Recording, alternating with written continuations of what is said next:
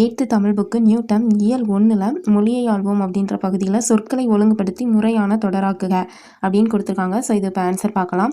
First one பாருங்கள், வட்டெழுத்து எனப்படும் தமிழ் கோடுகளால் வளைந்த அமைந்த எழுத்து அப்படின்னு கொடுத்துருக்காங்க. ஸோ இது முறைப்படி எழுதுனா வளைந்த கோடுகளால் அமைந்த தமிழ் எழுத்து வட்டெழுத்து எனப்படும் அப்படின்ட்டு வரும். ரெண்டாவது, உலகம் தமிழ் மொழி வாழட்டும் உள்ள வரையிலும் அப்படின்னு கொடுத்துருக்காங்க.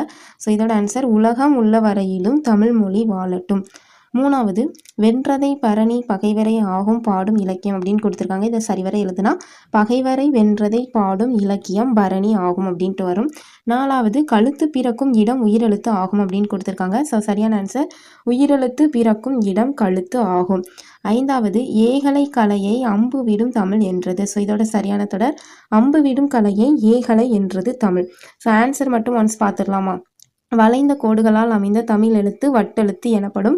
ரெண்டாவது, உலகம் உள்ள வரையிலும் தமிழ்மொழி வாழட்டும்.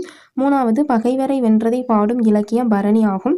நான்காவது, உயிரெழுத்து பிறக்கும் இடம் கழுத்து ஆகும். ஐந்தாவது, அம்பு விடும் கலையை ஏகலை என்றது தமிழ்.